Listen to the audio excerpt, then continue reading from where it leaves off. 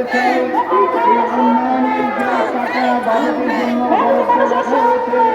সেখান থেকে সেটা রক্ত করা হোক এবং ভাঙন রোধ করা হোক এবং গরিব উন্নয়ন করে তাদের জীবনে